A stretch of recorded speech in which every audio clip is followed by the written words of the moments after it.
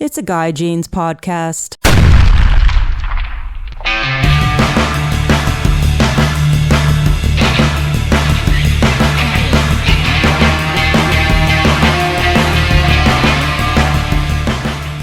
My guest today is Spencer Barnitz from Spencer the Gardner. And if you know the music scene in Ventura and the Santa Barbara, Oxnard, Ventura County, Santa Barbara County, San Luis Obispo County, you're very familiar with the band Spencer the Gardner.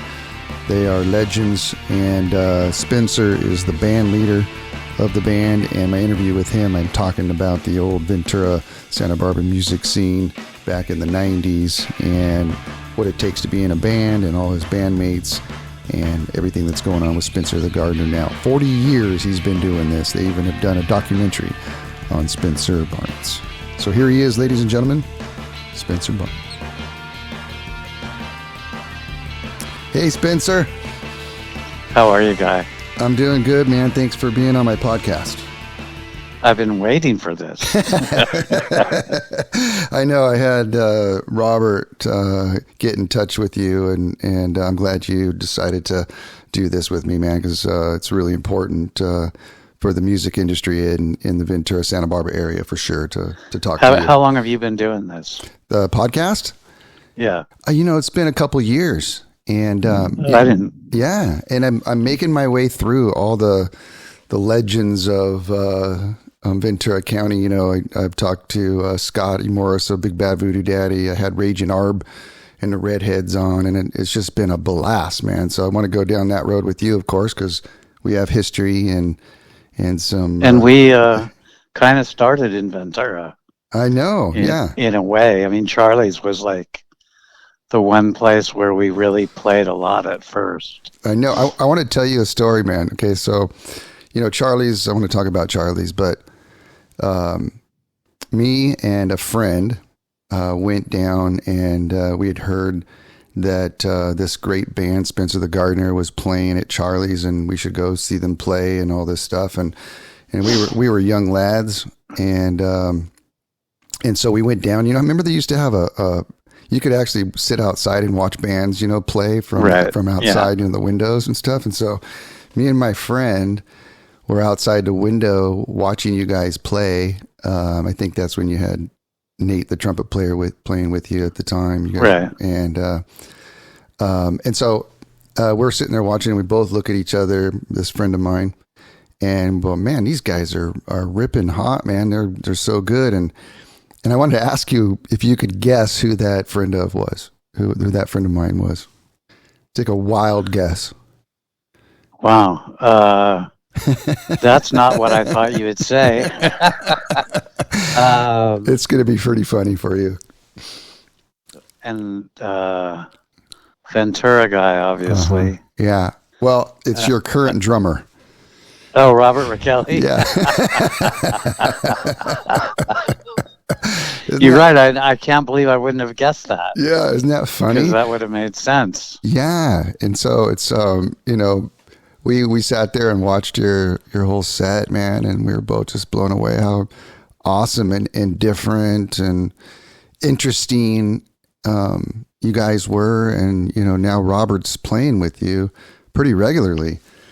Yeah, and it's funny because we still are all those things. Absolutely. Absolutely, man. And so then probably, I don't know, maybe a year later, our band, Robert and his band, Lion Eyes, ended up playing a show with you at the Crown Plaza, which was the Holiday Inn back then, in one of those banquet rooms. And it was a huge show. Yeah, okay, so you do remember. Yeah. Good. I don't remember, everything about it. I just remember that it was Spencer the Gardner and Lion Eyes, and it was a sold-out show in a Ventura hotel. Exactly, man. Isn't that cool? Yeah, that was cool. The thing about Charlie's, for one, but there's all these other clubs that you and I have played at. But the cool thing about Charlie's is they were so inviting to bands to play original music. And it was just, they didn't ask for bands to play covers and this and that. And back then, a lot of the bands that were playing at that little club were bands that were playing original music. Isn't that cool? Almost all of them. Yeah. I mean, that's different than today by far. Yeah. Because today has changed a lot. And I mean, it's almost like you tell somebody you're doing an album and it's kind of like, really? Why? Right. Shouldn't you just play Journey, Don't Stop Believing, and Sweet Caroline? And, Yeah. It's like, look at all the bands there's some huge cover bands right now. Yeah. But some of those bands that were playing in those little clubs, like, that Toad the Wet Sprocket, right? What used to play there, and, some of the other Santa Barbara bands would play in there, and it was just amazing. Some of the bands that came out of there, even Big Bad Voodoo Daddy played in there all the time, and it was just amazing. It was an amazing scene, man. It was a cool scene. Yeah, and for you guys and for you did you originally start playing original music with your band, The Tan, way back when? You did? You guys were writing songs and... Yeah, we put out a couple of records. And yeah, I mean, that was the 80s where everybody was... It was kind of a weird thing about New Wave was it made you feel like anybody could be in a band, even though later on you realize that all the guys in all those bands were really good. Yeah. But, at first it was like, it just seemed like, oh yeah, we got a band. Yeah. So tell me about that. How did that all start, the Tan? I mean, you started playing music and then you met some friends and just started doing it? Well, I took, my friend Brad and I went to Mexico with the idea that I was going to teach him how to play guitar and we'd come back and start a band. He had just come back from England in like 78, 79. And he was into the whole new wave thing. And he's like, we should do this. So I said, okay, well, we'll go on a surf trip and I'll teach you how to play guitar. So we left for 3 months and had a super great surf trip and came back and started a band called The Tan. That's so awesome. And then did you guys just started doing original tunes and then you guys... We did. And, at that time, it was also a lot like Charlie's. We started we started at a place called George's. Okay. And, we had all kinds of original songs. And people wanted that right then. Mm-hmm. Like all the punk bands that came out were playing original music. And, so it was easy to play what was theoretically probably some really bad songs. Mm-hmm. But it was not frowned upon. Mm-hmm. And, it took us a couple of years till we got kind of good and even like wrote a couple songs that were good. Because we did have quite a few. When we started, we had quite a few. I'm not going to say bad, but they were very different. And so you guys... They were like growing up on the Mesa songs. That's fun, man. You guys, didn't you guys eventually like get like a record contract with somebody? Or we something? did. Yeah. And how did that? How did they find you? And how did that go down? Well, we had a couple deals, and our first little record was produced by Robbie Krieger of The Doors. No way. And our album was was produced by this guy named Tony Berg, but the sort of director of it all was Robbie Robertson from the band. Oh no! Wow. So we had some heavyweights kind of. Yeah. But at the same time, the record industry, which is a funny thing then and now, Yeah. but some of the guys that were signed to the record label that we were on, who signed us, their contracts came up and they didn't get another contract. So there we were, and nobody wanted to take us on because, if you fail and it was somebody else's idea, then that's kind of a bad thing. Mm-hmm. Yeah. And so did you guys get like money up front and that sort of thing? We got money up front, but Yeah. it You had to pay wasn't it back, like it wasn't like a lot because our lawyer took some, our manager took some. Sure. We had to record the album. We had amps to buy. Yeah. And, get ready for a big tour. And then the record never came out. Mm-hmm. I remember, being in high school, and your guys' flyers were like all over our high school, man. Because we probably played at your high school. Yeah, I know. It's like, oh, for sure. Did you guys do like a little high school tour of all them? We did. We did a California high school tour. Yeah. And, we were doing a lot of stuff on our own, and we really should have kept doing that. It was just at the time you were thinking of getting a record deal. It didn't, you didn't think you could do it on your own. But we had already, that was pretty proving grounds right there, just doing a California high school tour. Yeah. So it's too bad that we didn't just keep going in a DIY kind of way. Yeah.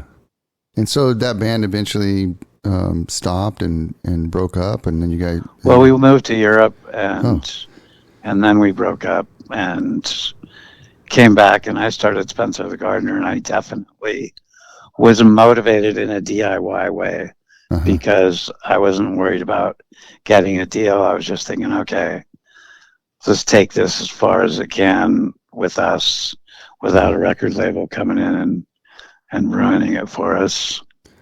What do you guys think, after you started the band, what kind of propelled you to like start packing clubs and stuff like that? And how did that go down?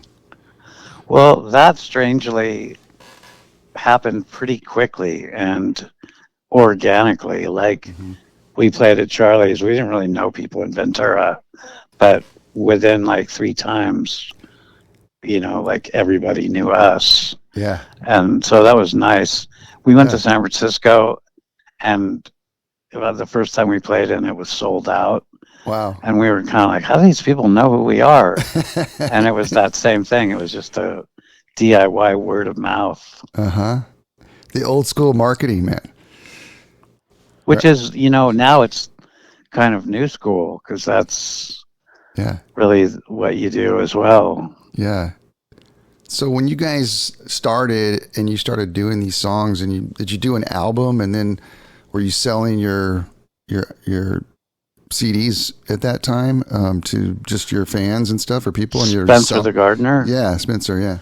Yeah, we were selling CDs, and we were selling a lot of them. Yeah. And it paid for, we were doing California tours, and we'd sell a bunch of CDs, and that paid for the hotels we stayed in.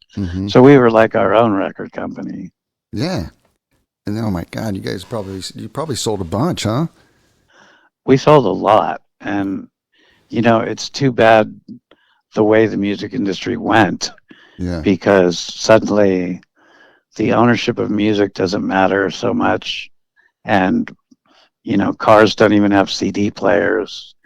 And, so like all those CDs, I mean, there are plenty of people who still listen to them and play them, but most people don't tend to buy CDs.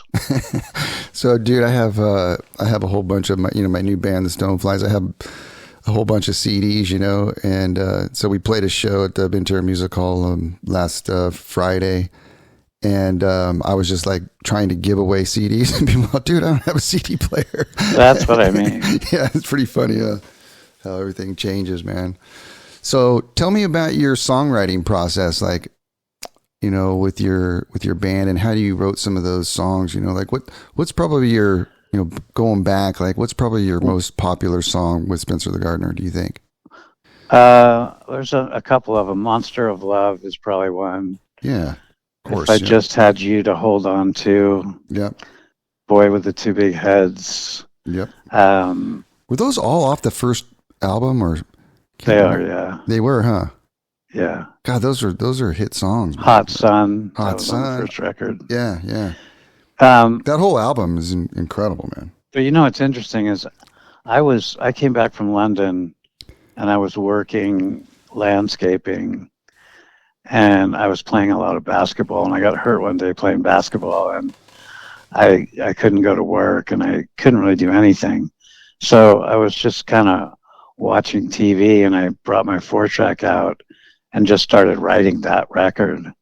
And then I got a bunch of people to play on it, and I had already written pretty much all of it. Yeah. And so it was just like fill in the blanks, and we played out, and it was just kind of popular right away. And the guys in the band said, "Well, we should keep playing." And because I actually, when I first did that record, I was thinking, well, I'm just going to give this away for Christmas presents. Yeah. Like it's not. And then suddenly I was back in music again. That's cool. So the song, like when you wrote the song "Monster of Love," which is probably I did. Yeah, one of the top ones. And how did that go down? Was it super easy to write? It's like when writing songs, like sometimes in my songwriting, some of the songs come really easy, and then some of them take a little bit longer. Does that happen for you? Totally. Yeah. And different ones. There's a song called "Middle of Nowhere" on that record that just wrote itself. I wrote it in about one time through. That's crazy. Some of them take longer. Yeah. Like there's a lot of words in "Monster of Love," so I would redo them periodically. But that record was not hard to write because I had this kind of like concept that I wanted, and so it was. I sort of knew what I thought I liked, and as I was doing it, I really liked it. So different records have been different ways, and now I have like I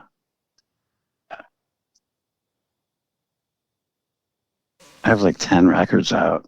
Wow. Two of them are kid records. Yeah. Which really wrote themselves. Organic Gangster. Yeah, awesome. So what about like the horn lines and stuff in like Monsters of Love? That. Oh, I wrote the first horn. I wrote the horn lines on the first record. I write most of the horn lines. Yeah, and they just do those just come to you just in a melody? And well, in a way, they're also guitar lines. Okay. And I also, you mentioned Nate. Nate and I were friends, and thinking of his trumpet I was thinking of it when I was writing the songs. Okay. So, yeah, it's kind of, it had a base around the idea that there were going to be horns. Yeah. And I wanted them to be kind of surfy. For sure. I just, when you get a chance, go back and listen to my podcast with Scotty Morris from Big Bad Voodoo Daddy. And he mentions you in the podcast. So it's pretty cool. And I wanted to tell you this because it was pretty cool when he told me. He said that he's all, who are the big bands in Ventura, in the 90s. And I go, well, he's all, well, Spencer the Gardner, he's all Lion Eyes and Raging Arb and the Redheads. And he's all, I would go and I would listen to all three of you guys. And he's all, what is making these bands work? And he was like, okay, these guys are doing this. Spencer's got this going with the guitar and the horns, and Lion Eyes has what they're doing with the horns and all this kind of stuff. And he said that Big Bad Voodoo Daddy kind of emerged from those three bands. Well, that's kind of a natural thought. Isn't that cool? Yeah, but the other thing is, he kind of had a concept that I've never seen it happen like they had it happen, where it just, the timing was so right. I mean, like I don't think you'll find a whole lot of people going swing dancing today. Right. You will. I mean, they all know how to do it, but at that moment, suddenly it was like that was the thing to do. Yeah. And that the movie came out, and it's like they were in the movie. Yeah. And it was like they just rode the swing dance craze. Yeah. Full throttle. and it was a great. It was perfect timing. Yeah, absolutely. What about, like, do you remember playing in like the old school, like Toe's Tavern and the Beach Shack and all those clubs up there? How many times have you played in those places, huh? I played a lot. I played at the Beach Shack a lot. Yeah. And Toe's too, huh? Toe's I played at not as much, but Yeah. still a lot. Yeah. I played a lot at Nickleby's. Yes, I remember. I love playing there too, man. Nickleby's was a great place to play. So what's going on? It really was. What's going on with your records and stuff? Can people still buy those, or go online and get them, or where can they listen to these? They go online and get them, but nowhere near at the volume as before. Yeah. Because I just think people in general, it's like records and bands and songs, and it doesn't have the same, like, the ownership is different. And you can find any one of our songs on YouTube. Yeah. We have videos for them on the Spencer the Gardner channel, but there's this other thing called Topic, which YouTube just puts out, and it's all our songs. Oh, okay. So, you can find all the things you want for free. Yeah. And, they talk about how records are coming back. Well, records are not really coming back. They're just selling more than, in comparative to CDs, records are doing well. Mm-hmm. But, CDs are not doing well. Mm-hmm. And so records are not really doing well. They're just doing better than they were. And some people like the idea of vinyl, and that's cool. Yeah. But it's like, it's expensive Yeah. to get them, and there's not enough call for them unless you really want vinyl, which I would love this new record that we're doing to come out on vinyl as well. Mm-hmm. But I don't know. Again, it's sort of like, I don't know what you do a new record for so much. Singles with a video, I understand. Yeah. But albums are just a hard sell. Yeah. So what do you think? I mean, how does a band, that's starting out, how do they get started? How do they, because they're not selling records or CDs? Well, first of all, the bands that are starting out are young and into whatever groove is working, be it videos or podcasts or they're doing whatever's going on right now.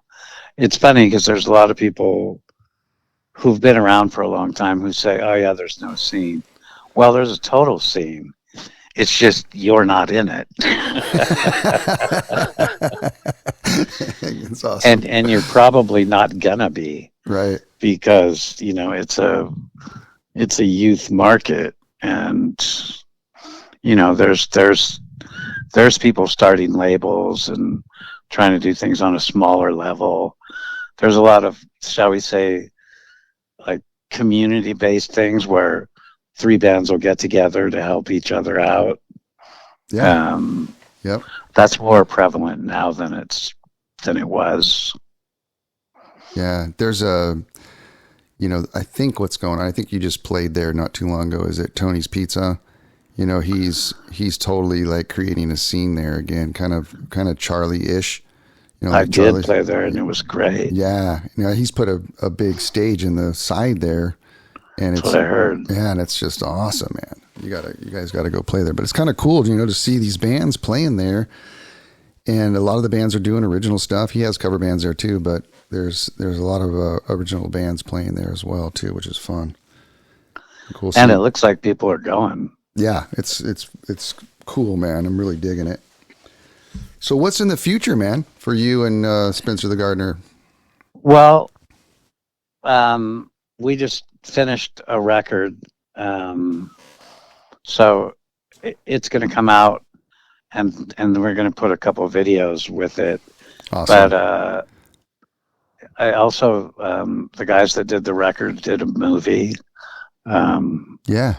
On me. Dude, I saw that, man. And what is that like to have a movie done about you? Well, it's interesting because I have had a long career with a lot of weird things in it. Right.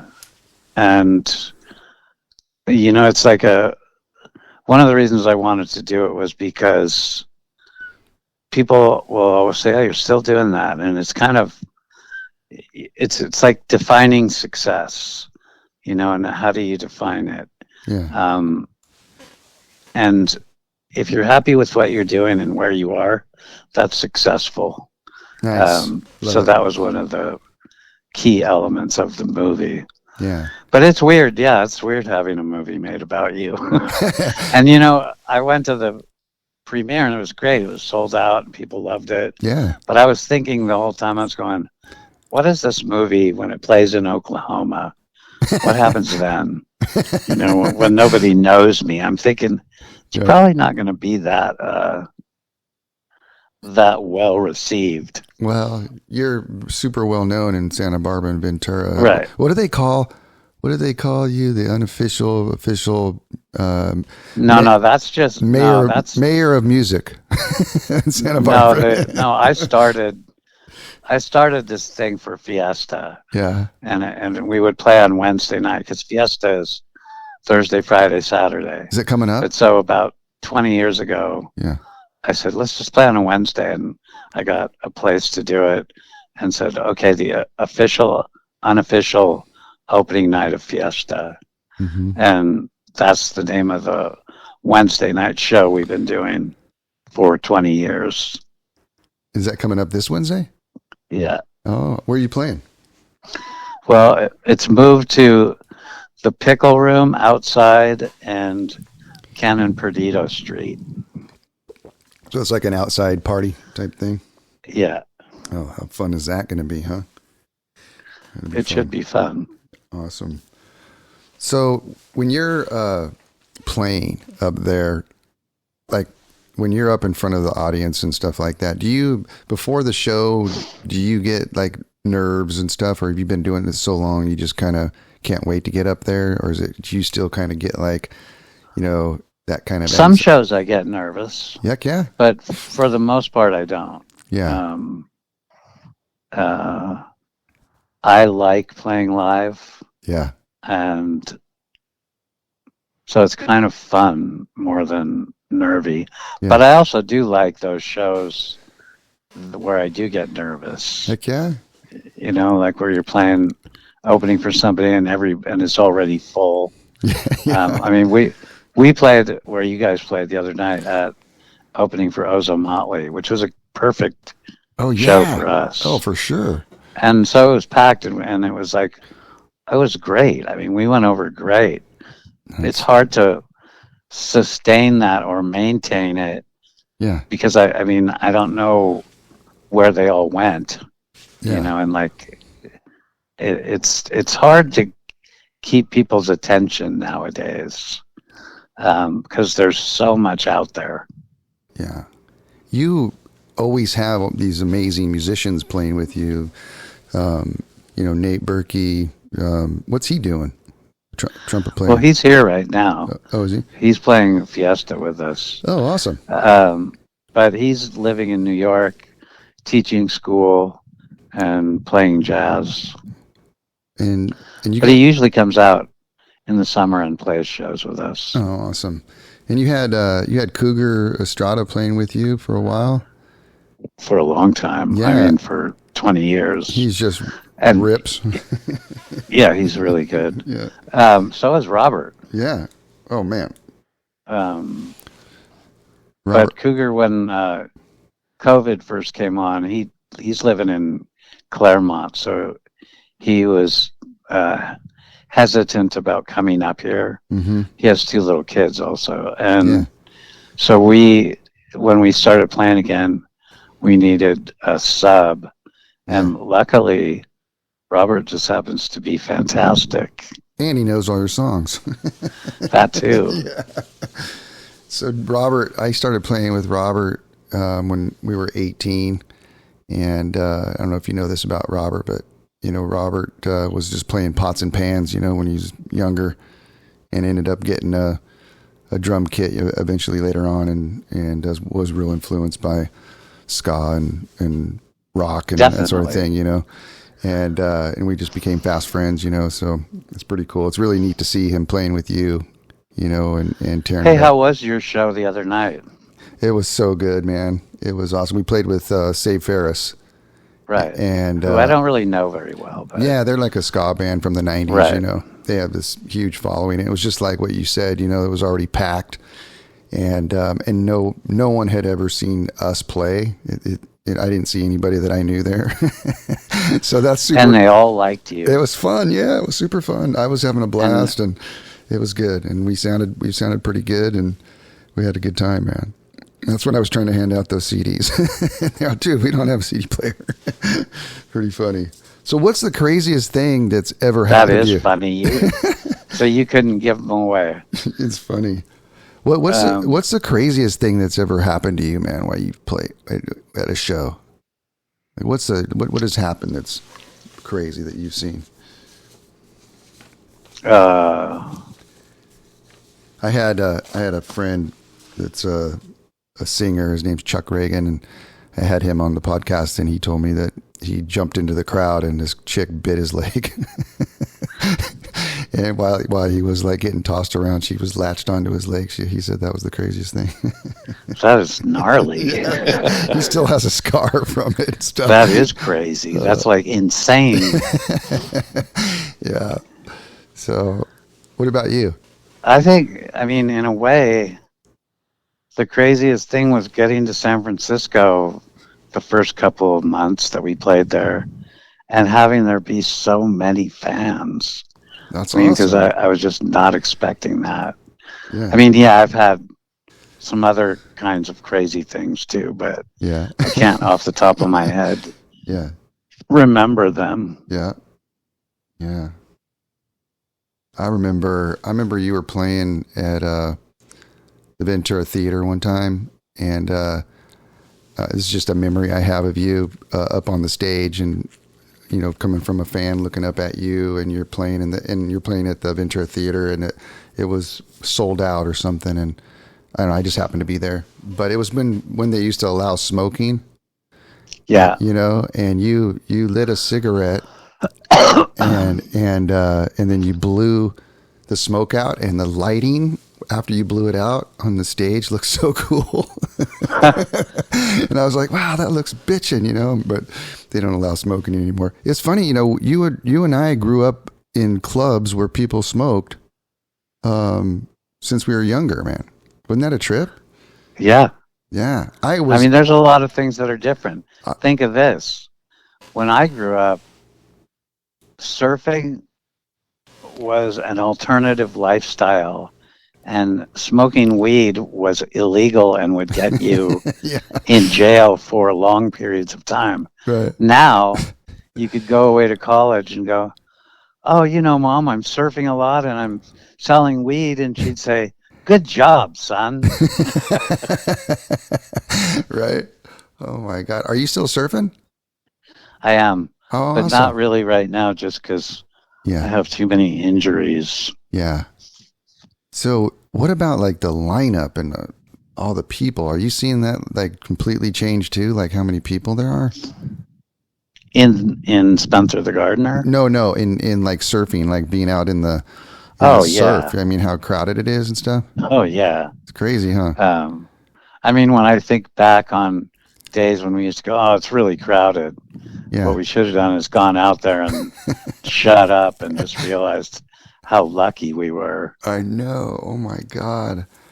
I know when I go down to like the Ventura Point now, and I'm like, oh my God, look at all these people, man. It's crazy. How do you catch a wave without somebody dropping in on you? Yeah, it's changed. Yeah.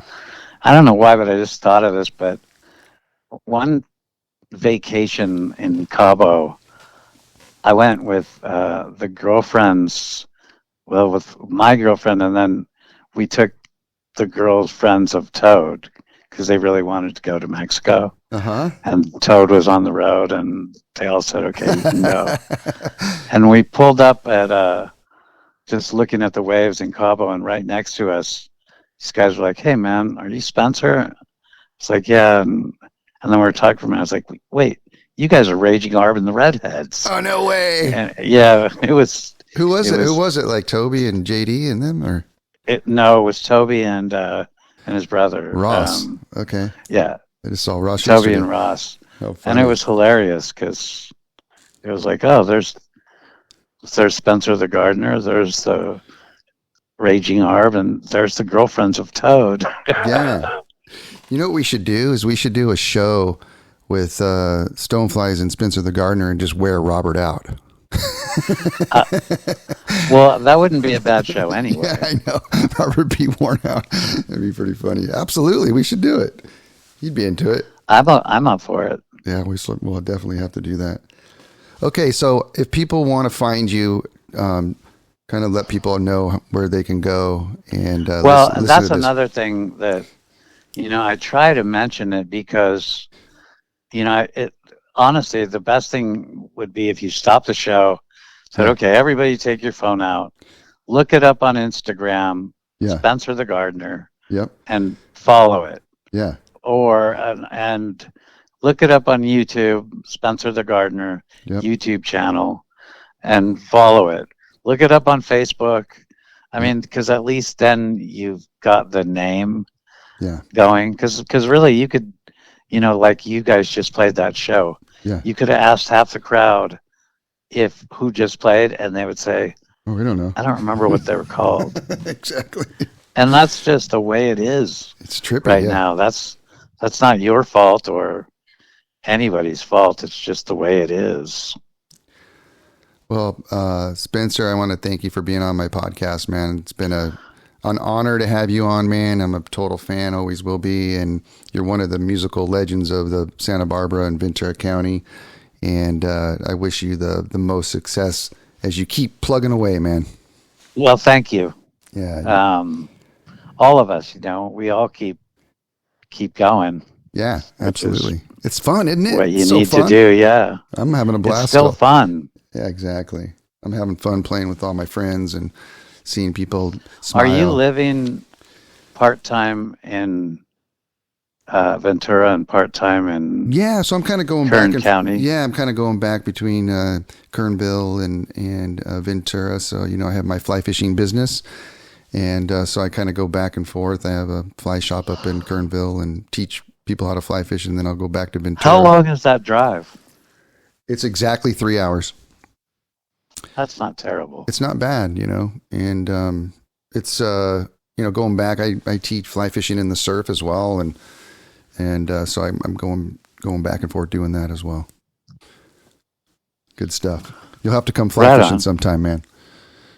Okay. It all sounds good to me. Yeah, man. Well, my best to you, buddy. All right. Thank you. Thanks, Spencer. Talk to you later. See you later. Bye-bye.